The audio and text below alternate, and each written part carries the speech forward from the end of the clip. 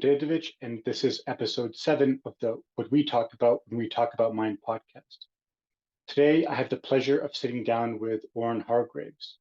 He's an American lexicographer that's published several books and other related contributions to the field of dictionaries, lexicography, idioms, slang, and other topics of interest to psychology and language. He attended the University of Chicago, where he received an undergraduate degree, and he's currently affiliated with the University of Colorado at Boulder. He also holds a prominent position in the Dictionary Society of North America, which is holding a conference in the next few months at the end of May. Today, we're going to talk about a number of interesting topics that range from the interdisciplinary nature of making dictionaries, working on them, as well as how venues like conferences are very important for getting like-minded people together to continue to make progress and share ideas. We also talk about ChatGPT, a little bit about artificial intelligence, as well as the important role that computational linguistics plays in the field of lexicography. I'm very excited to discuss with him what he talks about when he talks about mind. Our book recommendation for this episode is going to be the Oxford Latin Dictionary, which was completed fully by 1982, and the chief editor is P.G.W. Blair. It's a Latin dictionary that contains close to 2,300 pages and has many terms that you would ever hope to find in the absolute de facto standard for advanced study when it comes to the classical Latin language. Again, the book recommendation, if you're interested in advanced study of the Latin language, would be the Oxford Latin Dictionary, and it was fully completed by editor-in-charge P.G.W. Blair in 1982. The word for the day is pronounced srce. Srce is a word that generally means heart, or it can mean mind or emotion or will, and it comes to us from the modern day Serbian, Croatian, and Bosnian language family that are in the Balkans.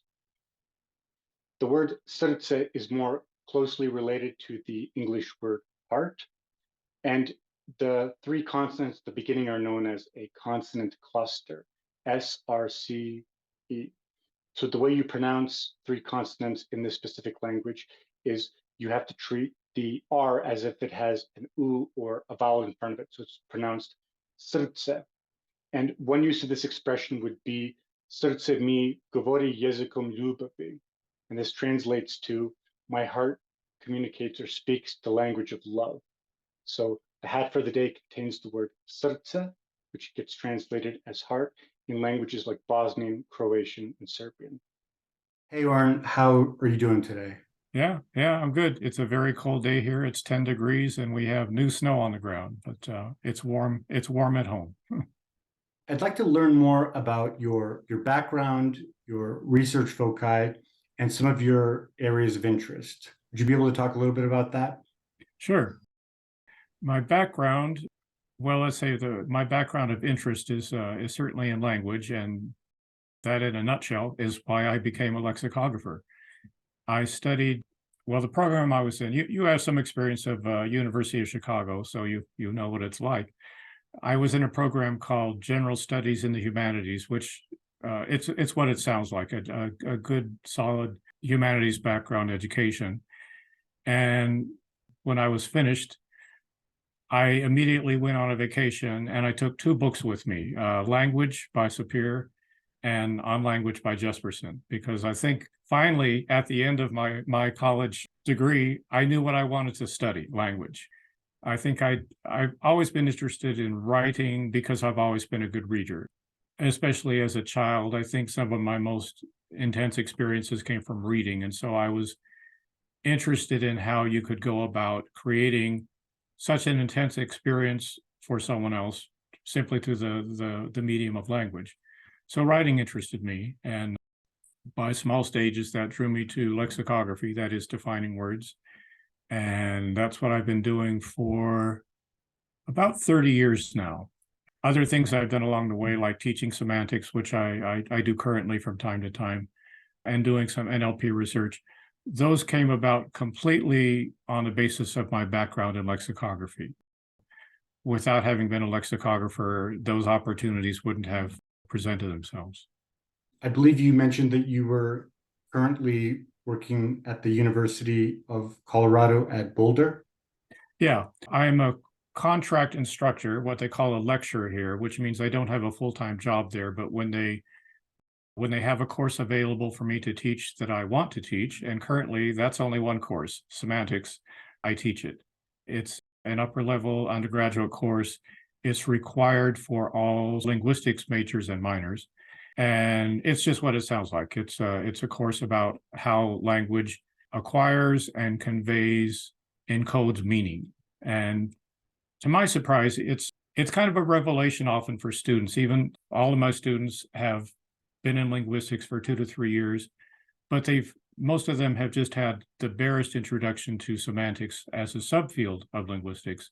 And when they start to understand how wide and deep semantics is, it really opens up a lot of doors and leads them to think about language in a completely different and bigger way than they did before. So it's very satisfying for me to be able to open that door or to push it open for them. For those people that might be unfamiliar with terms like lexicography and semantics, would you be able to provide pretty basic definitions for some of these terms in the way that you understand them? Sure. I'll start with lexicography. Lexicography is the practice in the field of finding words, writing definitions of words for dictionaries.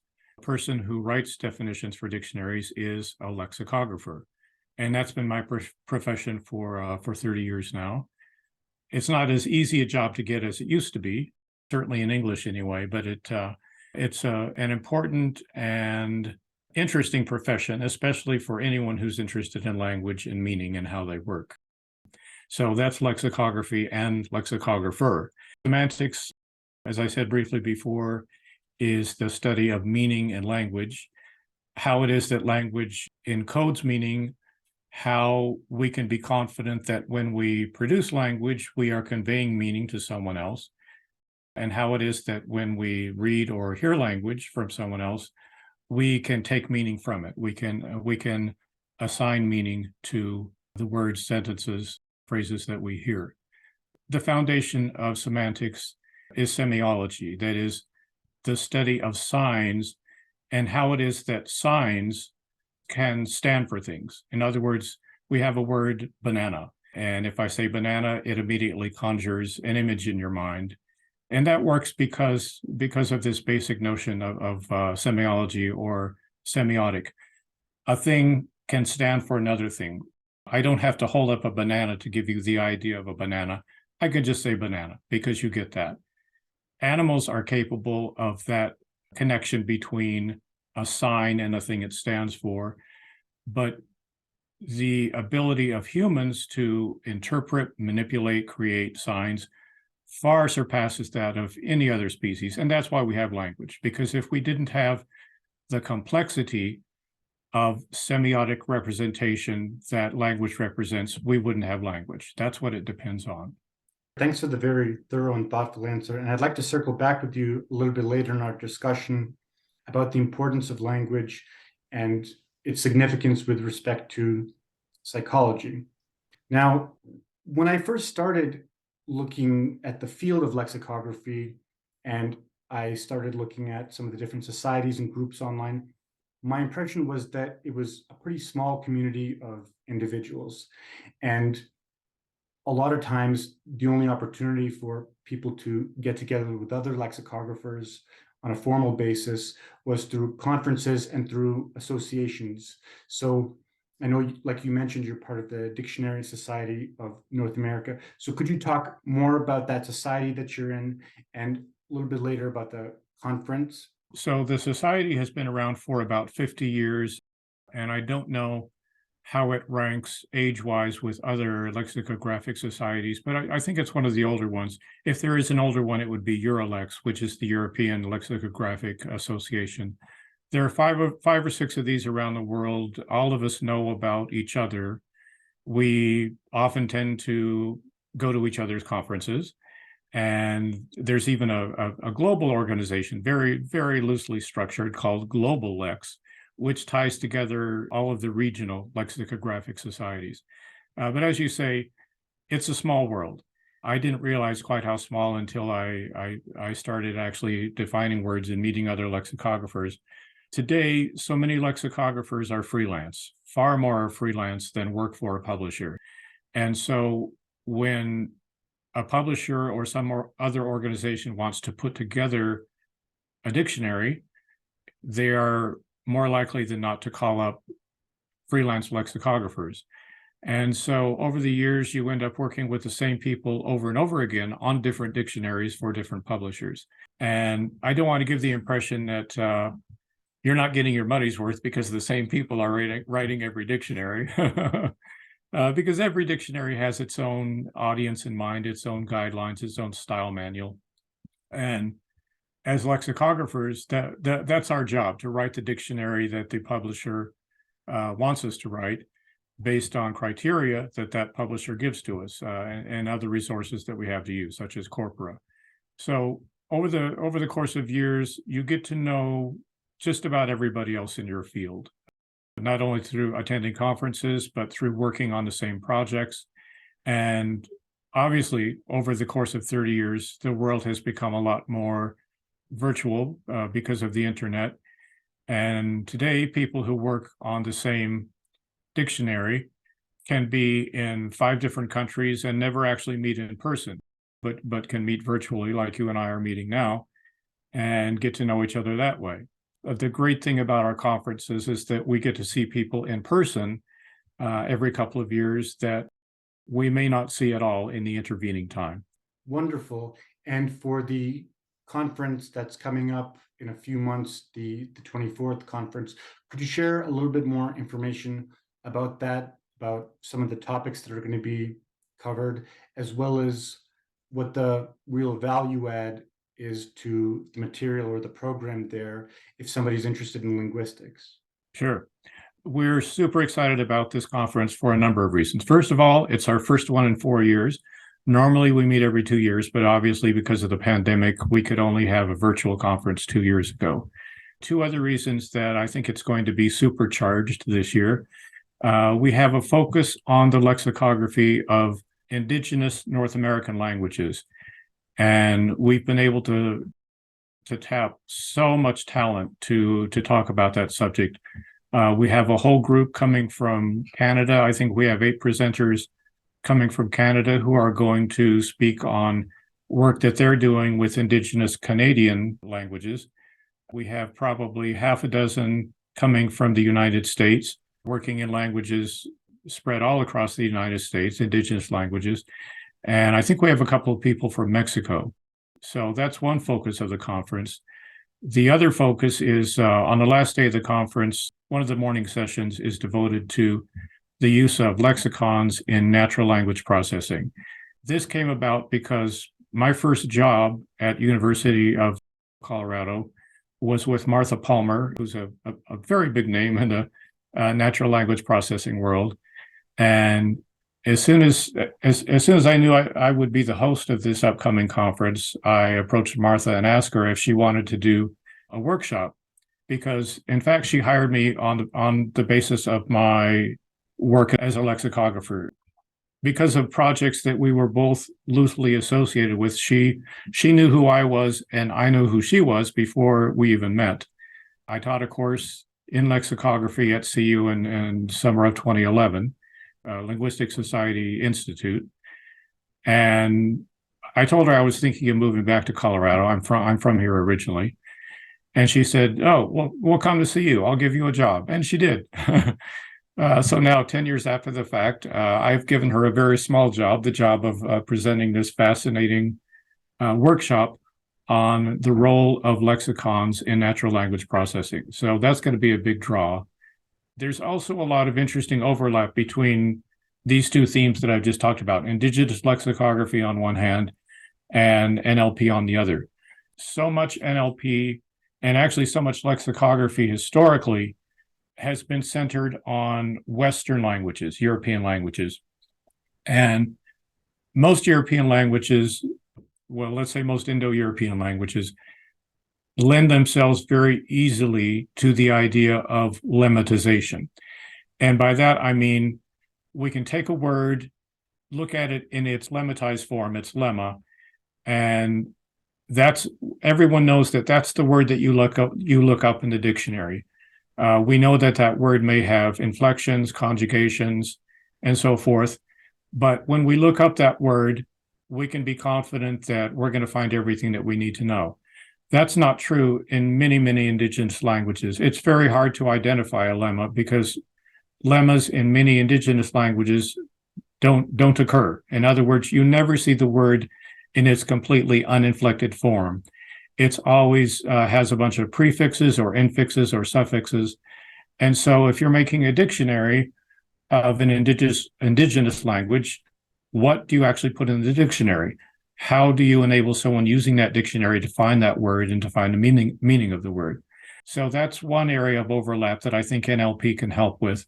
The other area that I think is of a lot of interest, and this again has to do with NLP being centered on Indo-European languages, is that there's a kind of commonality in the way that words and meaning match up in Indo-European languages. And the patterns that we see in Indo-European languages simply don't apply to many indigenous languages, languages from other language families. And so a lot of the things that we may think of as the core principles of lexicography and dictionary making don't work for indigenous languages. But I think computers can often come to the aid of bridging the gap between what we already know we can do for making dictionaries and how we can apply those principles to indigenous languages. And the secret factor there, of course, is machine learning. Now that we can produce databases of any language in any alphabet, as long as we can do sufficient training in an NLP setting, if we can gather enough training data and feed it to a machine learning system, it can tell us things about that language that maybe we don't see, especially from an outsider's view. A native speaker of an indigenous language may be able to tell us the things that we don't see. But even there, I think computational analysis already has told us things about our own languages that we didn't see before. And so it can work just as well on indigenous languages. And I hope open up areas of making lexicography for indigenous languages much more fruitful, useful for the people who will actually use the dictionaries and make the dictionaries. I would love to see that come out of this conference. And we have all the people there that can make it happen. They just need to start talking to each other. I definitely agree. I have a couple responses based on the information that you provided. First one is the conference sounds like a really great event, not only just for a community of people that are lexicographers, but it seems to me quite evident based on everything you've said that lexicography is quite interdisciplinary. For example, you mentioned pretty liberal use of topics that are common in computer science, as well as data science in general. So first off, it sounds like this conference should be of high interest to individuals that are maybe doing artificial intelligence and a few other related fields of study. And before I move on to the other interesting comment I want to bring to your attention, I'd like to share with the audience, where can people go to learn more about the conference and perhaps go visit if they'd like? Sure. We have a very easy website, dictionarysociety.com. Right in the top banner, if you click on meetings, then you'll see DSNA 24 in Boulder, Colorado. And from there, you can follow all the information. Registration for general attendees is not open yet, but I think it will be next week. We're just now in the process of registering our presenters, of whom there are about 60, I think, 50 to 60 presenters. Once they're all sorted out, then we will open up registration to anyone who wants to come. We would like to see a lot of people there, and especially a lot of young people who may be interested in dictionaries and lexicography and don't know how to get their foot in the door. I'll make sure to include a direct link to the website so that people can find more about the 24th Dictionary Society of North America conference. Now, the second part I wanted to comment about was the focus on indigenous languages.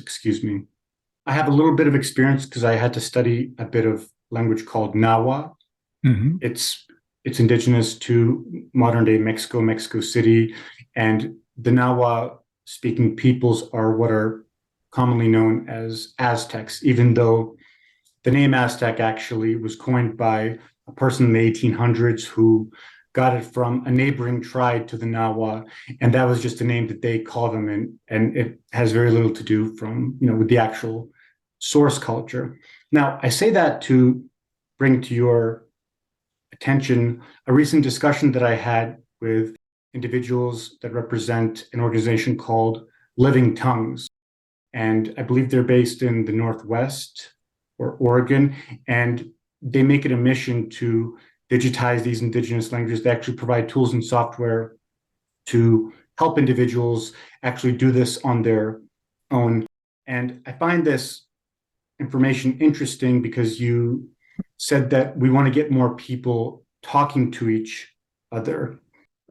I'm curious about your opinion on the level of cooperation, or the opportunity for cooperation rather, that exists with people of similar interests that may not be aware that each other party exists. In fact, that's one of the things that we want to address at the conference, bringing people together who may not even know about each other. I think the emphasis on indigenous languages is incredibly important because you mentioned earlier that Indo-European languages hold the station of high importance when it comes to the scholarship and the influence. And I find the same phenomenon when I study ancient languages, a few of which are Semitic, and Semitic languages are not the same animal as Indo-European languages. And as I consider languages that are different from Indo-European ones, maybe separated by time, space, or culture, or what have you, I find that the role of the dictionary and the role of lexicography is very prominent. And I'll give you a specific example. When I studied Middle Egyptian or any ancient languages, I needed to have, at all points in time, not some of the points in time, at all points in time, I always needed to have the dictionary open in a couple form factors, such as a physical copy in front of me, and then maybe a consolidated list of vocabulary terms.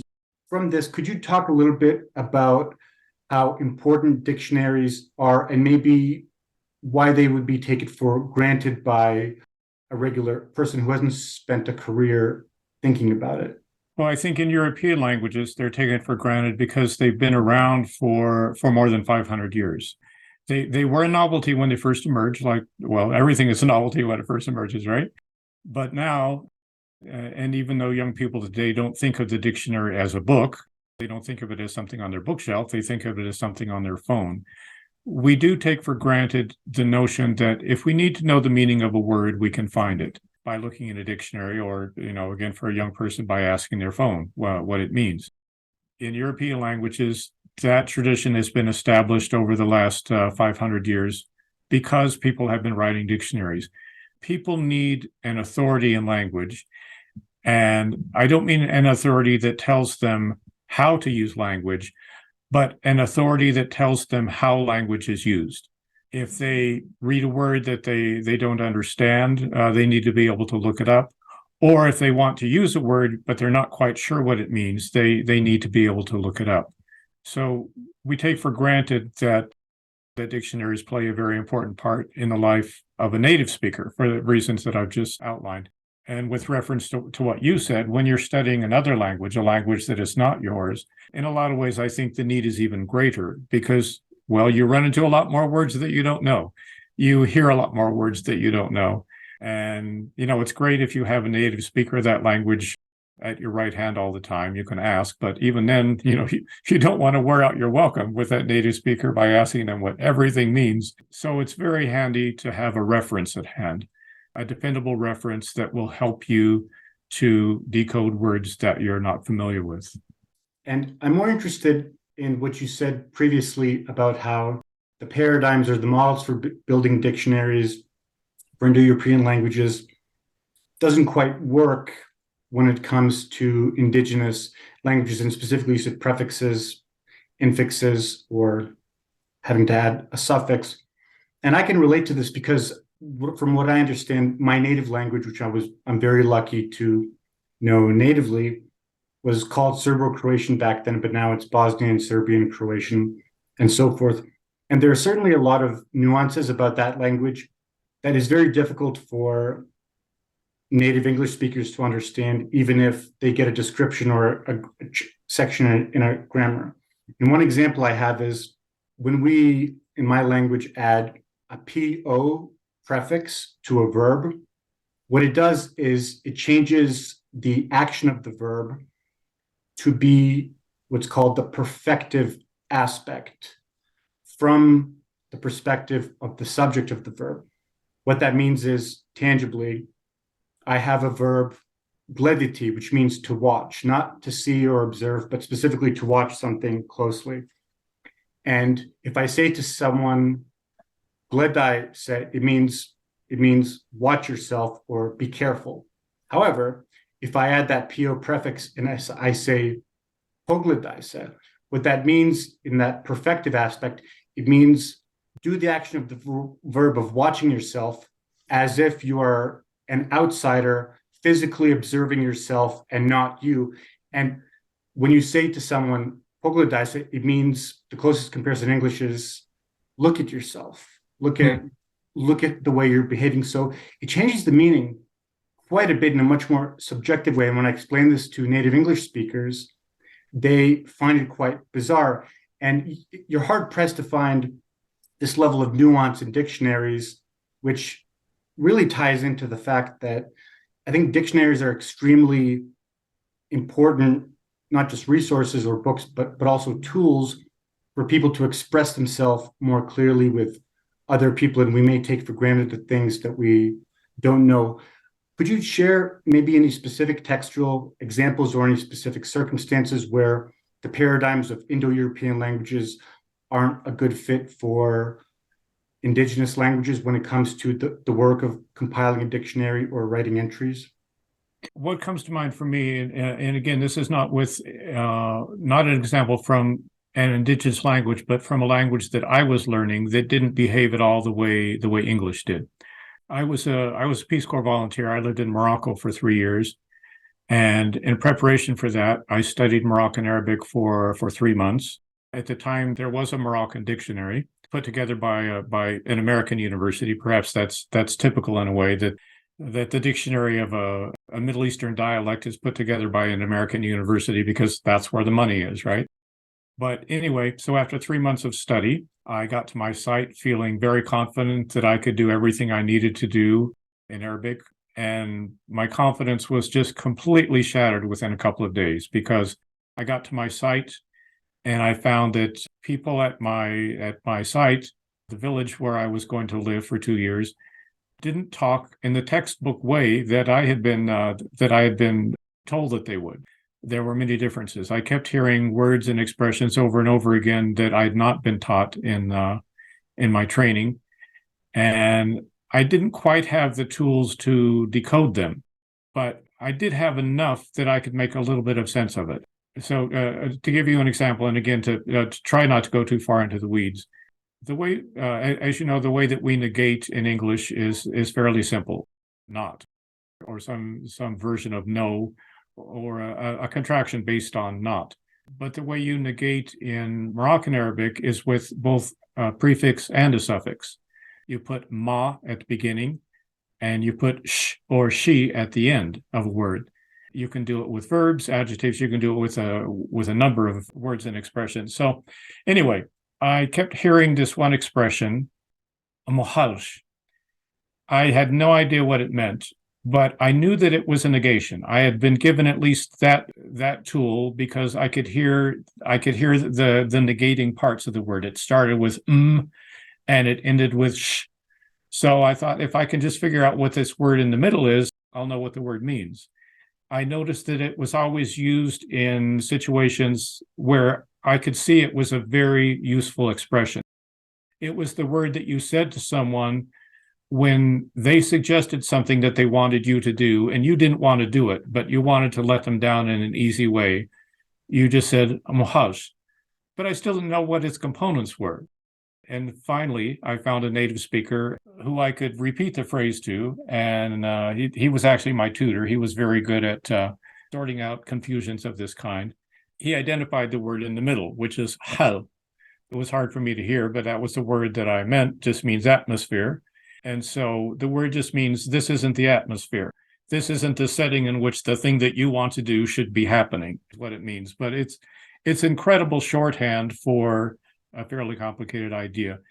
In English, I think we would have to say, I'm not really in the mood, or yeah, maybe we can do that later. Or if you want to be more rude about it, you say, not now.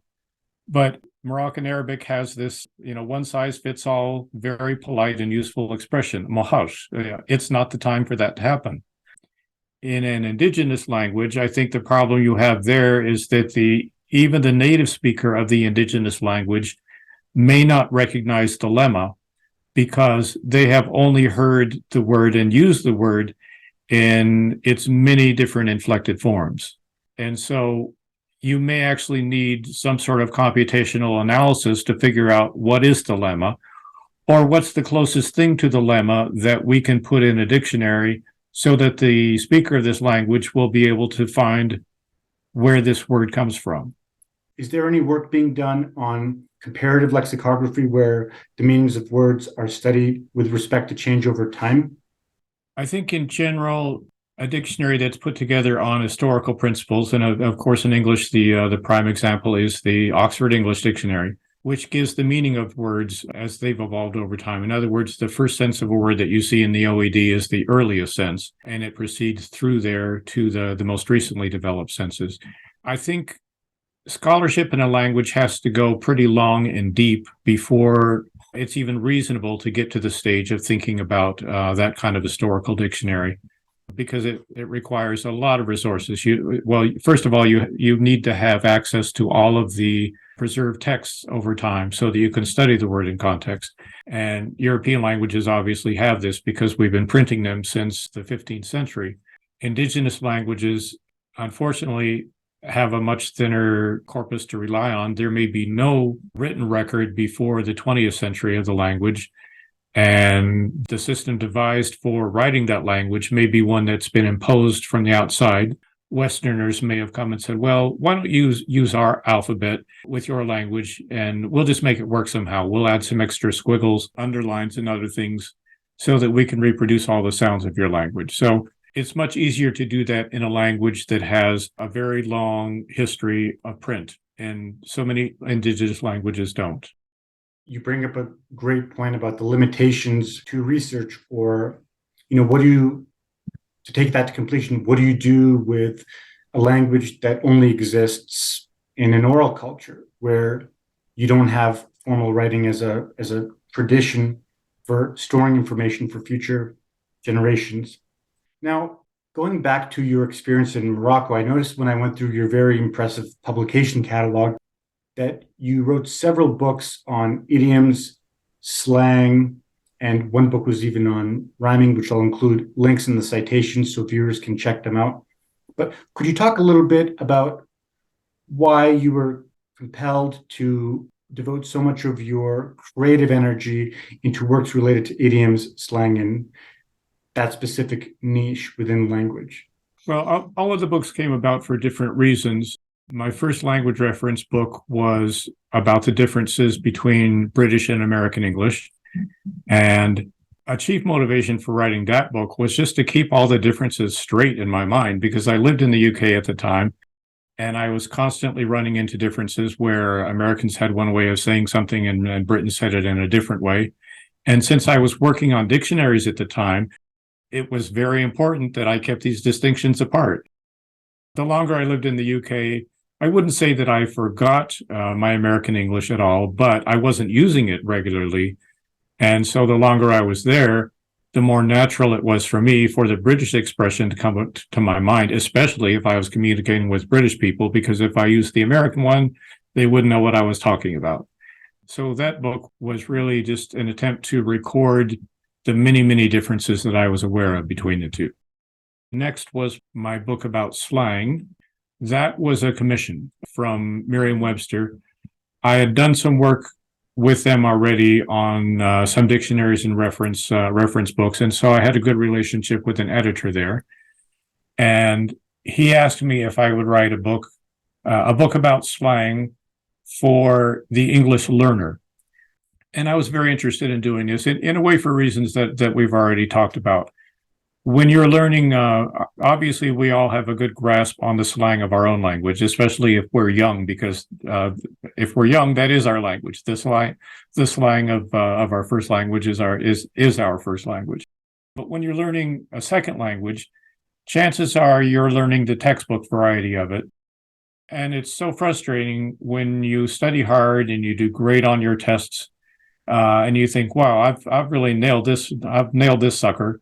But then you go out and talk to people, and it's almost as if they're speaking a different language. They are not speaking the textbook version of the language. They're speaking a much more informal register, which in many cases we can just say is the slang of the language. So I was eager to write that book because I had been a teacher of English as a foreign language. That's how I earned my keep in Morocco. And I knew the frustrations from my own experience of Moroccan Arabic, I knew the frustrations of using the language on the street as opposed to studying it in a book. If you're really going to become conversant or fluent in another language, you need to speak it the way people speak it on the street, not the way people speak it at the academic conference. So the purpose of the slang book was to introduce English learners to English slang in small, digestible pieces in a way that they could absorb, to isolate the patterns of slang. They would see how it's all connected. To give you an example, we have all these informal contractions in English in which the word to becomes part of a contraction. So we have wanna for want to, and we have gonna for going to. And the sound is always the same. But if you just hear gonna or wanna, you don't know that in the case of gonna, that ing has been dropped. In the case of wanna, that nt has been dropped. Different letters are being dropped, but in a way they're similar contractions. So in the book, I tried to isolate patterns in slang that would enable an English learner to make the connection between the textbook English that they were already studying and the English that they heard on the street when they were trying to talk to other people their age. Because there is obviously a disconnect there, and it's disheartening if your goal is to be able to talk to native speakers of the language you're learning, but it seems like they're speaking a language that you're not actually studying. That was the purpose of that book. What about your work on idioms? Because I know this is something that you've also spent some time on. Could you talk a little bit, just like in the last example? Sure, yeah. I think you're talking about this book, right? Which is really, it's more centered on cliches, but as you know well, many idioms are considered cliches. That's a book that I had the idea for myself just because I was fascinated by the use of cliches. We all use them, but we also pretty much uniformly disparage them. So why do we use these forms of language that we think are awful? What role do they play in ordinary communication? Are there times when it's appropriate or better to use cliches than not? And why are they disparaged? I had a good relationship already with Oxford University Press because they had brought out one of my other books, and they had the best corpus going. So I approached them with the book idea because I wanted to use their corpus to do research. Obviously, many other corpora available. Today, we're kind of spoiled for resources in English. But at the time, from having worked on many different dictionaries and worked with different corpora, I knew that Oxford's was the best for what I wanted to do because it had the most metadata, the most information about where all of its language was sourced. And I knew that would help me to isolate what genres of literature particular cliches were more likely to be found in. In other words, is this a cliche from journalism? Is this a cliche from sports broadcasting? Are you most likely to hear this cliche from a writer about religion or in law or something? And the Oxford corpus has metadata for all of that, which many other corpora don't have. So I knew that that would be useful to me. And they said, sure, we'll publish the book. You use our corpus, our corpus, and, make sure you tell everyone it was the Oxford corpus, which of course I do in the introduction to the book. So I put together first I put together a spreadsheet of things that I thought could be considered a cliche in various contexts. And then I looked at the data. I spent about a year calling up instances of various expressions, idioms, cliches, ordinary everyday expressions to see how they were used and to see why it was that in some contexts people would call these things cliches. Because normally when we identify something as a cliche, we're disparaging it. It's just a way of dinging either the writer or the writing for not being adequately creative. In other words, a cliche is kind of it's a missed opportunity to be creative. Rather than saying something in an original way, you just trot out the way that people have expressed this idea over such a long period that we're all tired of it now, and it's become trite and not very impactful. What do you think is the role of psychology when it comes to lexicography or dictionaries or anything else that's in your path or visual field on a day-to-day basis? Right. I think we're coming to a time when psycholinguistics is going to, well, if it hasn't already come into its own, it's about to, because as you know, and especially with the release of ChatGPT, what we're seeing in a kind of alarming way is that a computer can now produce language that for most purposes seems to be produced by a human. It's not always easy to tell whether language that we are reading is being produced immediately by a human mind or whether it's been synthesized by a computer.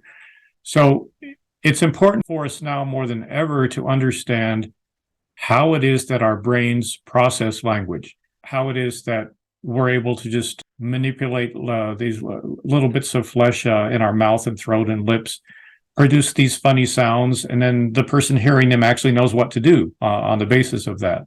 And obviously, when those sounds are encoded in written words, it's one step removed from the actual production of language, but it's still the same problem. How is it that we process language, and how is it that now machines can seem to process language as if they are humans, but we know that they're not? Our ability to do it has obviously evolved over millennia on the basis of our common apparatus. We all have the same sense organs, and we all have the same speech productive organs. And so we can communicate with a confidence that we will be understood. But now we get this real shock in learning that a computer also seems to be capable of communicating with a confidence that it will be understood. And we may not be able to tell the difference. If we're told that the text that we're reading or listening to was generated by a computer, then we'll probably believe that it was. But if we aren't told that, how are we to know? So I think it's more important than ever for us to understand how our embodiment in this skin envelope that we all carry around with us really makes us unique, because in terms of language production now, it doesn't seem to be that unique after all. Computers are doing a pretty good job of it. Do you think that more people in linguistics, studying linguistics, grammar, lexicography, and so forth, do you think more of these individuals should have some sort of incentive to be more engaged with other fields where their services are really required? Yeah, I felt that way for a long time, and I think, again, to give credit to my first boss at University of Colorado, she hired me because I was a lexicographer. She was a linguist, but she was also a computer scientist. In her capacity as a linguist, I think she had seen the importance of dictionaries and lexicography and felt that the work that we do was not adequately addressed in natural language processing and in computational contexts. It goes the other way too. I think if you're a linguist these days, you're not going to get much of a job if you don't really educate yourself in computer science. If you're a linguist or a linguistics major and you want to be able to pay off all of your loans very quickly, then you should be a computer science minor, because that's where you're going to get a job, by combining those two things, computer science and linguistics. It's pretty inescapable now that computers are an essential and indispensable part of our everyday lives. But maybe the world that we're all kind of rushing headlong into without realizing it is where computers are just other consciousnesses. They are other assumed agents who have the capacity of language and who we can therefore assume we can address in the same way that we address another person, and expect a similar response, expect a response of the same kind that we would get back from a person. Obviously, there are great dangers in that as well. What you referred to recently, the jailbreaking, and then there was also the article in the New York Times of a reporter who had had a long conversation with, I think it was with Microsoft's chat engine, and the thing had just become unhinged, began to say a lot of really alarming things. So, yeah, there are a lot of surprises down the road, and both linguistics, computer science, and psychology are all going to play a big role in how we come to understand these things, and probably how we come to decide on what limitations we want to put on them. Because we will have to put limitations on them. Otherwise, I think they could become very dangerous. If I may use a cliche that seems to me to be most appropriate, we are really entering a brave new world. Yeah. When it comes to the things that we have to figure out in the unknown unknowns. And now for this last bit, I want to get your opinion on something that relates back, as promised, to something that you had mentioned earlier about perception and so forth. There's a wonderful scholar named Julian Jaynes who in the 70s wrote a book called The Origin of Consciousness. In the breakdown of the bicameral mind, yeah. Yeah. So he has a wonderful chapter on defining what consciousness is and indicating that it generates our awareness of the world, and it holds a station of high importance when it comes to everything, specifically the role of metaphor and idioms. And one passage I found kind of disturbing at first. He said that language is an organ of perception. And this is kind of an alarming statement, and I'll tell you why. First, think of your sense perception. You have obviously smell, you have taste, you have vision, you have hearing, and you have touch. And an argument that language is an organ of perception, you think, well, if you hear language or you read it, that's really visual, or that might be auditory. But then I came across this thought experiment after several years of thinking about the matter. Imagine you're looking at your mobile device and you get an email with distressing news, whether some distressing news related to your profession or a family member, and you break out, you start panicking, and you have a physiological reaction. When you really break that situation down, your physiological reaction isn't predicated on corporeal danger that's near you. It's completely transmuted from what you're either seeing, hearing, or reading. And it has a direct result into how you engage with the world, how you perceive danger and everything. And from that standpoint, I'm coming to be quite convinced that language is not only important for studying human psychology, but that it is an organ of perception. I'm curious about your thoughts or reactions to this thought experiment, which I just noted. Conveniently, I think it goes back to something that I was talking about at the beginning, namely semiotic.